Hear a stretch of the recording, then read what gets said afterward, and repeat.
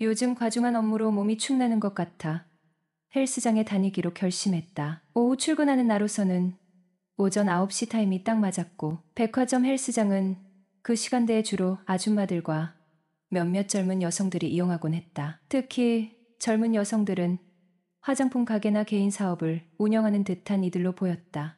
그날도 땀을 흘리며 강사의 지시에 따라 열심히 운동하던 중이었다. 잠시 휴식을 취하려고 일어나자 러닝머신 위에서 운동 중인 한 여자가 유독 눈에 띄었다. 그녀는 편안한 추리닝에 타이트한 티셔츠를 받쳐 입고 있었는데 귀에서 보이는 몸매는 단연 끝내줬다. 저런 디테일을 가진 여자는 도대체 어떻게 생겼을까? 당연히 20대 젊은 여성이겠지? 얼굴이 무척이나 궁금했다. 거울을 통해 그녀의 얼굴을 확인하려던 순간 우연히 눈이 마주쳤다. 익숙한 얼굴, 옆집 여자, 내 머릿속이 얼어붙었다. 평소 내가 알던 옆집 여자의 뒤태가 저리도 대단했다니. 항상 헐렁한 옷을 입던 그녀가 이렇게 슬림한 몸매를 가지고 있을 줄은 꿈에도 몰랐다. 그녀도 나를 알아본 듯 가볍게 미소를 지으며 고개를 끄덕였다. 안녕하세요. 이런 데서 뵙네요. 내가 먼저 인사를 건넸다. 네, 그러게요. 출근 안 하세요? 오늘은 쉬는 날이에요. 평소엔 오후 출근이라 이 시간에 자주 오죠. 그렇군요. 운동을 마친 후 자판기 음료를 뽑아 그녀에게 건넸다. 운동 정말 열심히 하셨네요. 몸이 너무 예쁘세요. 관리 정말 잘하셨나 봐요. 내 말에 그녀의 얼굴이 빨갛게 물들었다. 죄송해요. 괜한 말을 했나 봐요. 아니에요. 그럼 사과의 의미로 제가 집까지 태워다 드릴게요. 그녀는 망설였지만 결국 내 차에 올라탔다. 차 안에서 자연스럽게 대화를 나누다 보니 어느새 집 앞에 도착했다. 그녀가 조심스레 입을 열었다. 고마워요. 참, 점심시간인데 식사 안 하세요?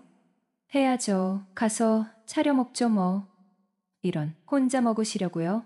그럼 혼자 사는 남자가 무슨 수가 있나요? 사 먹던지 하죠 뭐. 이구, 그럼 들어올래요? 저도 혼자 먹기 싫은데 같이 먹죠. 저는 상관없는데 남편분이 알게 되면 기분 나빠하지 않겠어요? 어머, 저 이혼했어요? 벌써 2년 넘었는거려. 아이고, 눈치 없이 본의 아니게 죄송하게 됐네요. 아뇨, 괜찮아요. 한동안 아저씨 차가 안 보여서 좀 이상하다 싶긴 했는데 이혼했을 거란 생각은 상상조차 못했어요. 더군다나 오다 가다 보면 금실이 참 좋아 보이기도 했고요. 호호, 사실 저희 쇼윈도 부부였어요.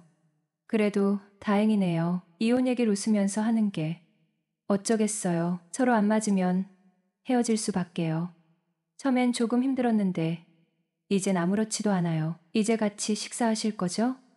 난 뜻밖의 제안에 이상한 상상이 들기 시작했다. 그럼 잠깐만요. 주차하고 올라갈게요. 엘리베이터를 혼자 타고 그녀의 집으로 향했다. 초인종을 누르자 문이 열렸고 깨끗하고 정돈된 집 내부가 눈에 들어왔다. 간단한 식사를 함께하며 대화를 나누던 중 그녀는 차를 내오며 영화 이야기를 꺼냈다. 영화를 좋아하시나 봐요. DVD가 정말 많네요. 네, 시간 날 때마다 보곤 해요. 같이 한 편 보실래요?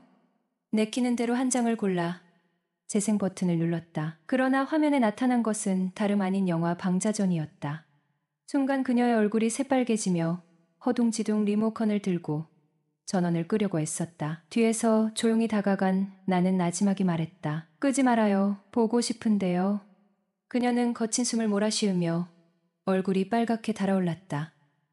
이후 나는 그녀가 운동하는 시간에 맞춰 헬스장에 나가기 시작했다. 처음엔 단순히 우연을 가장한 만남을 위해서였지만 점점 그녀와 대화를 나누는 시간이 기다려지기 시작했다. 운동이 끝난 후에는 자연스럽게 그녀를 집까지 태워다 주는 일이 일상이 되었고 차 안에서는 주로 소소한 일상 이야기와 영화 이야기를 나누곤 했다. 어느 날 그녀가 문득 말했다. 보고 싶었던 영화가 있었는데 그만 지나쳐버려서 못 봤어요. 아쉽네요. 그녀의 말투는 별것 아닌 이야기인 듯했지만 그 아쉬움이 묘하게 내 마음에 걸렸다. 도로를 달리던 중 비디오방 간판이 눈에 들어오자 나는 무작정 차를 세웠다. 왜요? 무슨 일 있어요? 그녀가 의아한 표정으로 물었다. 나는 대답 대신 그녀의 손을 잡아 끌었다. 가요. 놓친 영화를 보러 가는 거예요. 그녀는 갑작스러운 내 행동에 놀랐는지 잠시 머뭇거리다가 결국 내 뒤를 따라왔다. 비디오방에 들어선 우리는 그녀가 보고 싶어 했다는 영화를 찾았다.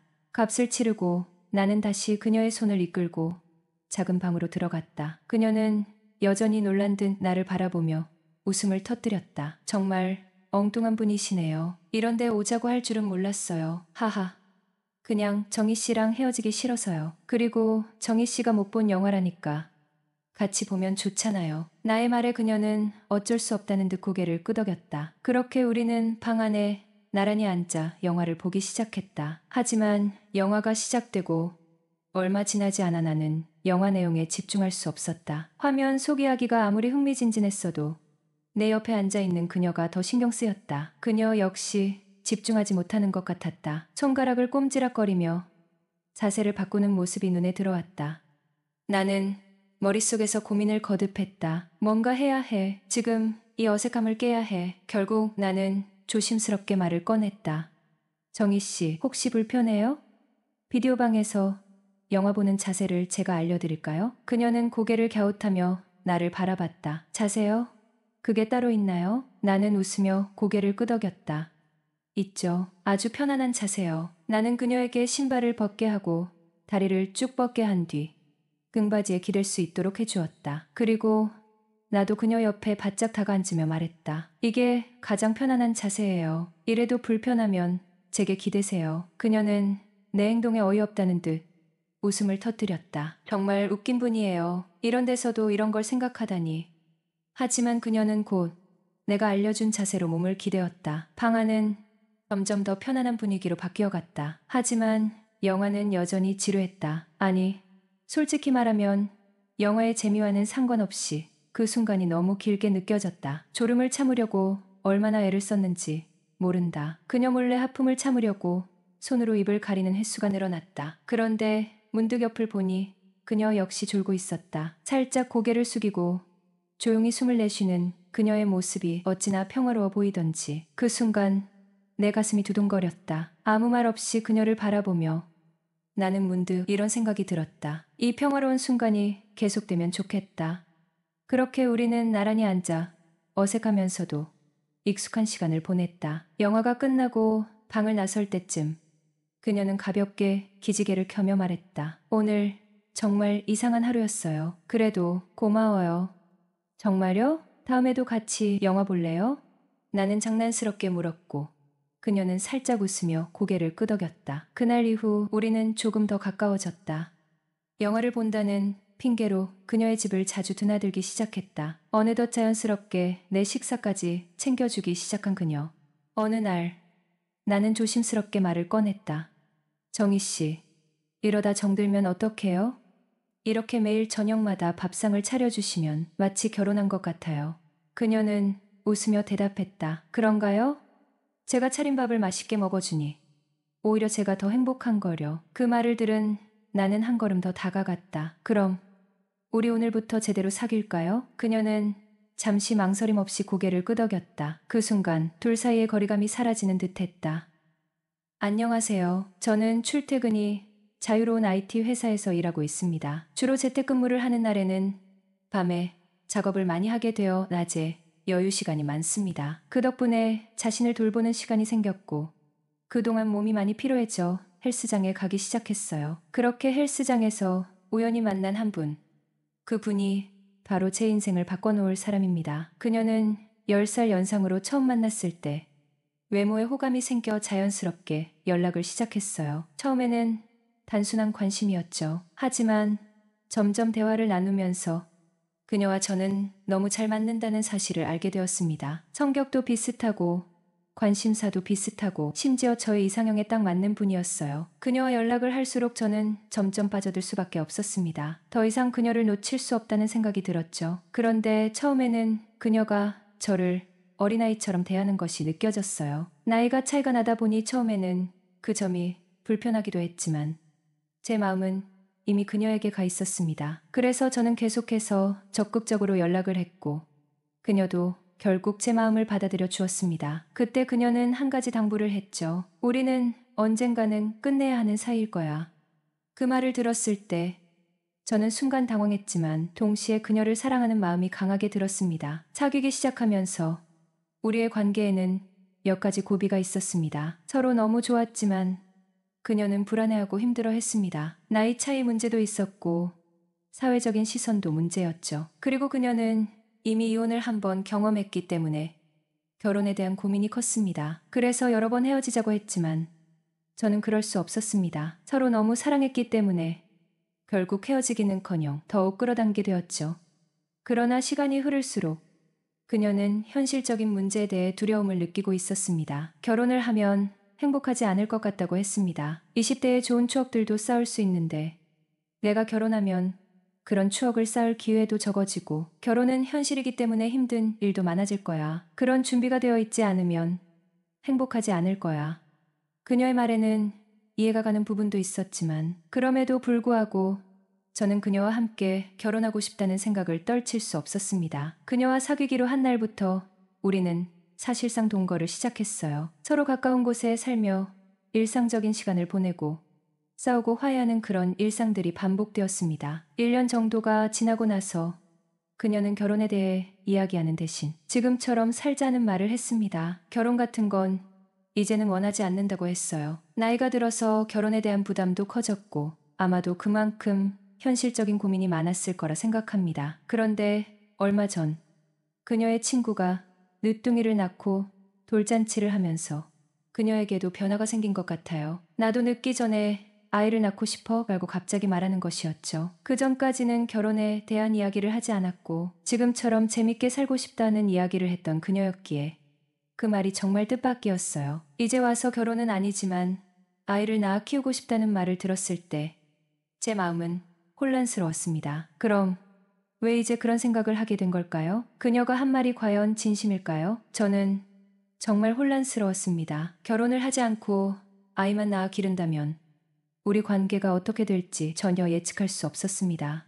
결혼을 하고 가정을 꾸리면서 아이를 키우는 것이 어떻게 보면 가장 자연스러운 선택일 것 같지만 그녀는 이미 결혼에 대한 부담을 느끼고 있다는 걸 알기 때문에 그런 선택을 할 수 없다는 것 같습니다. 그렇다면 저희는 지금 어떤 길을 가야 할까요? 제 마음은 분명합니다. 그녀와 결혼하고 싶습니다. 그리고 아이도 함께 키우고 싶어요. 하지만 그녀는 아직 그 길을 가기엔 두려운 마음이 크고 그게 저에게는 굉장히 큰 부담이 되는 것 같습니다. 그녀가 내 앞에서 울 때마다 그녀의 슬픔을 보고 제 마음이 아파집니다. 그 선택이 결혼이든 아이를 낳아 기르는 일이든 무엇이든지 간에 저는 그녀와 함께라면 그 길을 끝까지 가고 싶습니다.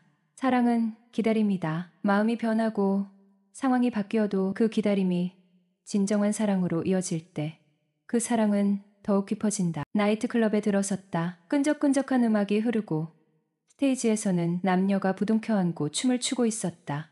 스테이지 주변 탁자 위에는 술병과 술잔들이 널려 있었고 입구 쪽에서는 몇 무리의 여자들이 띄엄띄엄 앉아 출입구 쪽만 바라보고 있었다. 웨이터가 바삐 달려오더니 주문을 받고는 부킹을 원하느냐고 물었다. 고개를 끄덕이며 지폐 한 장을 그의 주머니에 밀어넣자 그는 깊이 허리를 숙여 인사한 뒤 사라졌다. 얼마 지나지 않아 웨이터는 술과 함께 돌아왔고 부킹이 성사되었다. 그녀와 나는 간단히 건배를 나누며 술을 마셨다. 다시 음악이 흐르기 시작했다. 자리에서 일어나 그녀에게 손을 내밀자 그녀는 기다렸다는 듯 내 손을 잡고 일어섰다. 스테이지로 나가 춤을 추고 곡이 끝난 뒤 자리로 돌아와 다시 술을 마시며 대화를 나누기 시작했다.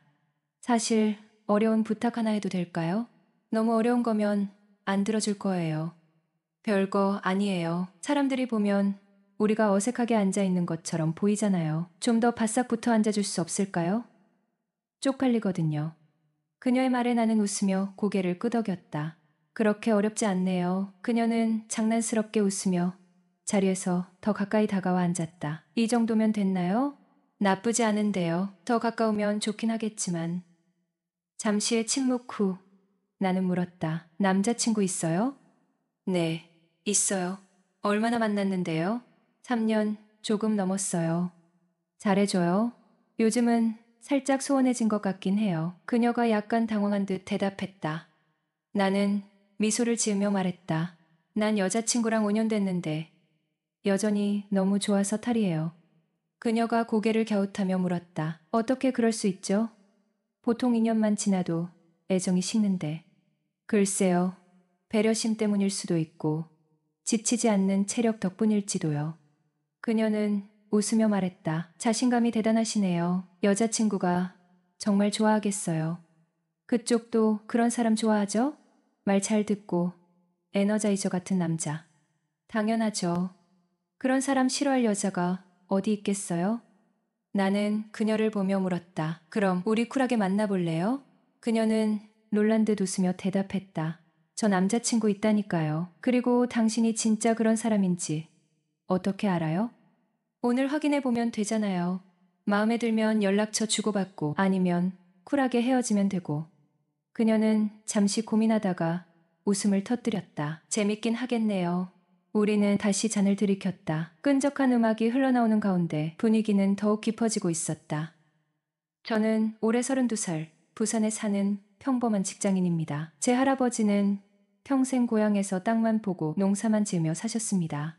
5년 전 할아버지가 돌아가시면서 꽤 많은 땅을 남기셨습니다. 300평이 넘는 집터를 비롯해 임야, 논, 밭 등 재산이 상당했죠. 하지만 문제는 할아버지가 남기신 재산에 대해 법적 효력을 가진 유언이 없었다는 겁니다. 평소 할아버지는 구두로만 큰아들에게는 장손이라는 이유로 산 하나와 시골집, 그리고 특정 논과 밭을, 둘째 아들에게는 다른 전답을 물려주겠다고 말씀하셨습니다. 여동생들에 대해서는 시집간 딸은 출가회인이라며 결혼 때 넉넉히 혼수를 챙겨줬으니 더는 바라지 말라는 입장이셨습니다. 할아버지는 돌아가시기 전까지도 앵두밭골에 있는 밭아섬 마지기는 둘째의 몫고 뒷밭에 있는 논 새마지기는 셋째의 몫이라고 말씀하셨고, 가족들은 당연히 각자의 몫을 상속받게 될 거라고 믿고 있었습니다. 그런데 예상치 못한 문제가 생겼습니다. 할아버지가 돌아가시기 1년 전 큰 집의 사촌 형님이 주인이 정해져 있지 않던 땅의 3분의 1을 모두 자신의 명의로 이전받은 사실이 드러난 겁니다. 삼촌들과 고모들에게는 전혀 상의도 없이 그저 장손이라는 이유로 할아버지에게 부탁해 명의 이전을 완료했다는 것이었습니다. 할아버지가 돌아가시고 상속 이야기가 본격적으로 나오자 큰고모가 갑자기 이렇게 말했습니다. 큰 문제 만들고 싶지 않으니 나머지 재산의 3분의 1에 대해서는 딸들에게도 똑같이 나눠줍시다. 부모 재산 때문에 형제들이 다투는 건 보기 안 좋아요. 결국 가족들은 남은 재산을 모두 팔아 공평하게 나누기로 합의했습니다. 그런데 나중에 알고 보니 그 땅들조차도 이미 사촌 형 명의로 되어 있었던 겁니다. 이 사실이 알려지자 고모들은 큰 충격을 받았습니다. 특히 큰고모는 졸지에 한 푼도 받지 못하게 되자 크게 화를 내며 자리를 박차고 나갔고, 이후로는 연락도 끊어버리셨습니다. 그런 상황에서 사촌형의 해명은 이랬습니다. 할아버지가 조상 땅은 장손에게 물려주고 싶다고 하셔서 그렇게 된 겁니다. 삼촌들과 고모님께 상의하지 않은 것도 할아버지 뜻이었어요. 이런 변명에도 불구하고 고모들과 삼촌들은 배신감을 감추지 못했습니다. 할아버지의 뜻이라는 명분으로 진행된 일이었지만 결과적으로 가족 간의 신뢰는 무너지고 말았습니다. 그리고 몇 달 전 큰고모가 작은고모를 설득해 사촌형에게 유류분 청구 소송을, 형제들에게는 상속재산 분할 소송을 제기하며 가족 간의 갈등이 극에 달했다. 이로 인해 명절이나 할아버지, 할머니 제사를 제외하고는 가족끼리 개인적인 왕래가 끊긴 상태였다. 그런 와중에 얼마 전 큰지평이 지인의 소개로 만난 여자와 3년 넘게 교제한 끝에 내년 봄에 결혼을 한다며 우리 부모님을 찾아왔다. 상견례를 앞두고 인사를 온 자리였다. 큰지평은 34살, 형수될 분은 나와 동갑인 32살이었다. 나는 그때까지 형수될 분의 얼굴을 한 번도 본 적이 없었고 4월에 열린 결혼식에서 처음 그녀를 보게 되었다. 그런데 신부의 얼굴을 보는 순간 믿기 어려운 충격이 밀려왔다. 지난 여름 대학 동창 2명과 함께 홍대 입구에서 갈비살에 소주 한잔하며 저녁을 보내던 중 한 친구가 나이트클럽에 가자고 노래를 불렀다. 결국 우리는 2차로 호프집에서 가볍게 입가심한 뒤 색다른 경험을 해보고 싶다는 친구의 제안에 따라 만 30세 이상 어른들만 입장할 수 있는 클럽으로 향했다. 클럽에서 몇 번의 부킹이 이어지다 새벽 2시가 다 되어 마지막으로 성사된 자리에서 여성 3명과 남성 3명이 짝을 이루게 되었죠. 다행히 여성들 모두 평균 이상의 외모를 가지고 있었고 나는 그중 가장 마음에 드는 여성과 짝이 되었다. 우리는 술 기운에 서로 꿈에서 본 것 같다는 농담을 하며 밤새 어울려 놀았다. 그 후 클럽을 나와 포장마차에서 3대3으로 또 술을 마셨다. 취기가 올라 다들 흐트러진 상태였고 친구 2명은 각각 다른 여성들과 함께 사라졌다. 나는 그날의 파트너였던 여성, 즉 형수될 분과 함께 밤을 보내게 되었다. 소위 원나잇을 하게 된 거죠.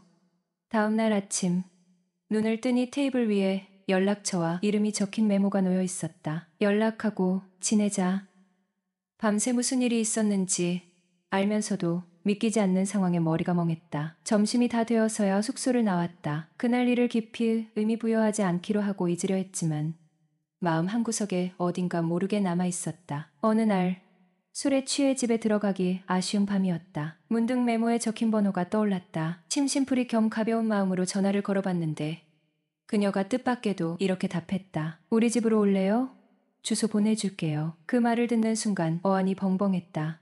이렇게 쉽게 라는 생각이 스치며 호기심 반, 설렘 반으로 그녀가 보낸 주소로 향했다. 그날 밤 우리는 다시 만났다.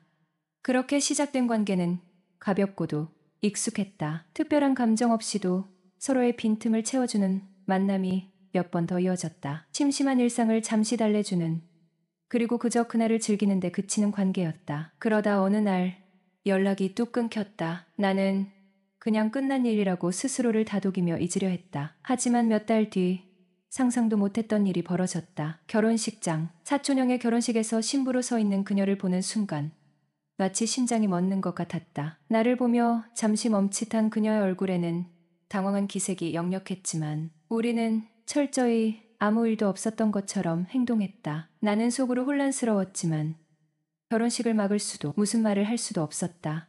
결국 묵묵히 축하의 박수를 보낼 수밖에 없었다. 며칠 뒤 그녀에게서 문자가 왔다. 앞으로 그런 일은 절대 없을 거예요. 제발 형에게는 말하지 말아주세요. 문자를 보고 잠시 고민했지만 결국 그녀를 만나 이야기를 나눠보기로 했다. 차 한 잔을 앞에 두고 마주 앉은 그녀는 조심스럽게 그날의 이야기를 꺼냈다. 사실 그날 제 친구들이 제 결혼을 축하한다고 처녀 파티를 열어주겠다고 했어요. 술 마시고 수다 떨다가 한 친구가 그러더라고요. 마지막으로 제대로 놀아봐야지. 그래서 어른들만 간다는 클럽에 가게 됐던 거예요. 그녀는 말하며 눈을 피하지 않았다. 솔직하고 담담했다. 결혼 전에 딱 한 번 처녀로서 마지막으로 자유롭게 놀아보고 싶었어요. 그날이 처음이자 마지막이었고 술김에 그렇게 됐어요. 정말 믿어주세요. 나는 그녀의 이야기를 듣는 동안 복잡한 감정이 뒤섞였지만 그녀의 진심이 느껴졌다. 이미 결혼한 그녀가 지금이라도 과거를 털어놓고 더는 잘못을 반복하지 않겠다고 다짐하는 모습이 진지했다. 알겠어요. 나는 잠시 숨을 고르고 말을 이었다. 우리 둘만의 비밀로 묻어둡시다. 절대 형에게 말하지 않을게요. 그녀는 안도의 한숨을 쉬며 고개를 끄덕였다. 그 순간 나와 그녀 사이의 그날 밤은 마치 존재하지 않았던 일처럼 땅속 깊이 묻혔다. 우리는 다시 일상으로 돌아갔다. 모르는 게 약이라는 말처럼 이 비밀은 우리만의 기억 속에 묻혀 남아있을 뿐이었다. 약 1년이 흘렀다. 그동안 조용히 지나가나 싶었던 그녀와의 일은 예상치 못한 방향으로 다시 얽히게 되었다. 사촌형과 그녀가 이혼을 했다는 소식을 들었을 때도 나는 단지 안타까운 일이려니 여겼다. 하지만 진짜 문제는 그 이후 시작되었다. 주말 밤 집에서 혼자 영화를 다운받아 보고 있던 그때 그녀에게 카톡이 왔다. 정태 씨, 오랜만이야. 뭐 하고 있었어? 나는 순간 어리둥절했지만 답장을 보냈다. 집이에요. 근데 웬일이야? 방금 친구들이랑 술 마시다 헤어졌는데 마침 내 동네야. 내가 생각나서 연락해봤어. 나 지금 너 많이 보고 싶은데 잠깐 볼 수 있을까? 한때 사촌 형수였던 그녀. 아무리 이혼했다고 해도 선뜻 나갈 수는 없었다. 그건 좀... 그러자 그녀는 슬쩍 웃음이 묻어나는 말투로 덧붙였다. 우리 예전에 잠깐이었지만 참 좋았잖아. 시간 괜찮으면 나랑 술이나 한잔 해요. 나는 잠시 고민했다. 그때 나는 1년 넘게 만나오던 여자친구에게 차이고 썸을 타던 여자와도 진전이 없어 외로운 시간을 보내던 중이었다. 결국 마음을 굳혔다. 그래, 우리 술만 마시는 거다. 당연한 거 아니야? 혹시 이상한 생각한 거야? 아니, 그런 건 아닌데. 사람 일은 모르잖아. 걱정 마요. 내가 아무리 급해도 너랑 다시 엮이긴 싫거든. 그냥 술 친구나 하자. 그렇게 그녀가 있는 곳으로 향했다. 마음 한편으로는 왜 갑자기 나타난 건지 복잡한 생각이 들었지만 또 한편으로는 오랜만에 느껴지는 설렘이 있었던 것도 사실이었다. 거의 2년 만의 재회였다. 술잔을 기울이며 이야기를 나누는 동안 그녀는 내 연애사를 슬쩍 물었다. 너는 여자친구 사귈 생각 없어? 나도 당연히 사귀고 싶지. 근데 아직 나랑 맞는 인연이 없는 것 같아. 자연스럽게 그녀의 이혼 이야기가 나왔다. 그녀는 사촌형과의 결혼 생활이 힘들었다며 여러 문제 중에서도 부부관계에 대한 불만을 털어놨다. 안 맞아도 너무 안 맞았어. 그리고는 살짝 웃으며 말했다. 너만 한 남자가 없더라. 그 말에 나는 순간 말을 잃었다. 우리가 잠시 만났던 시절에도 그녀는 너랑은 너무 잘 맞아 란 말을 자주 했었다. 그리고 그날 밤 그녀는 나를 보며 낮게 속삭였다. 우리 2차 갈래? 그 말에 저도 모르게 대답이 나왔다. 늦었으니까 그냥 우리 집에 가자. 그렇게 우리는 또 한 번의 실수를 하고 말았다. 이후 우리는 더 깊은 사이로 발전했다. 그녀와 함께 있는 시간이 달콤했고 하루라도 떨어져 있는 게 아쉬울 만큼 좋았다. 매일 그녀를 곁에 두고 싶었고 모든 순간이 새로웠다. 하지만 이 관계가 주는 달콤함 뒤에는 더 깊은 혼란과 복잡함이 함께 있었다. 그녀와의 만남은 예상치 못한 방식으로 시작되었고 그만큼 나를 혼란스럽게 만들었습니다. 사촌형수였던 그녀와 재회 후 우리가 함께 보낸 시간은 단기적으로도 강렬하고 시간이 흐를수록 우리 사이의 끈은 더욱 단단해져 갔어요. 사실 우리 관계가 이렇게 깊어질 줄은 꿈에도 생각하지 못했습니다. 그렇게 시작된 우리가 함께하는 일상이 어느덧 6개월을 넘어갔습니다. 처음엔 무심코 술친구라며 만나던 관계였지만 시간이 지나면서 그저 술을 마시던 사이는 아니었습니다. 그녀는 그때마다 날 더욱 편안하게 만들어 주었고 그 편안함은 점차 사랑으로 바뀌었습니다. 그리고 어느 날 그녀는 예고 없이 동거를 제안했어요. 우리는 사귄 지 보름도 안 된 시점이었죠. 사실 처음엔 그 제안에 당황했지만 마음속에서는 그 제안을 거절할 이유도 마음을 굳이 억누를 이유도 없었습니다. 내가 그녀와 함께하는 시간이 점점 더 소중해져 가면서 자연스럽게 동거를 시작하게 되었습니다. 동거를 시작한 이후 모든 것이 변했습니다. 예전에는 내가 모든 걸 혼자 해결해야 한다는 생각에 지쳤을 때도 많았지만 이제는 그녀와 함께하는 일상이 매우 특별해졌습니다. 그녀는 특별한 직업도 없이 그저 집에서 나와 함께 시간을 보내고 살림을 도와줍니다. 물론 그녀가 사회활동을 하지 않고 집에 있는 것에 대해 불안감이 조금 없지 않았지만 그녀의 따뜻함과 배려 덕분에 그런 걱정은 점차 사라졌습니다.